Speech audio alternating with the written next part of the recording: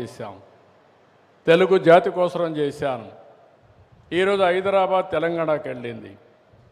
నేను ఎప్పుడు కూడా నిరుత్సాహపడలేదు. నేను ఒకే మాట చెప్పాను, ఈరోజు హైదరాబాద్ తెలంగాణ రాష్ట్రానికి వచ్చింది.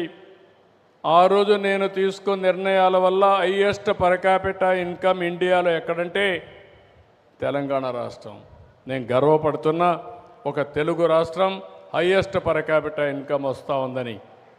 ఇప్పుడు మళ్ళా ఒక కంకణం కట్టుకొని పనిచేస్తున్నాను. 2029కి మళ్ళా ట్రాక్ మీద పెడతాం. 2047కి హైయెస్ట్ పర్ క్యాపిటా ఇన్కమ్కి చిరునామాగా ఆంధ్రప్రదేశ్ ఉంటుంది. అది సాధించి తీరుతాం. నేను కూడా ఒక గోల్ పెట్టుకున్నాను.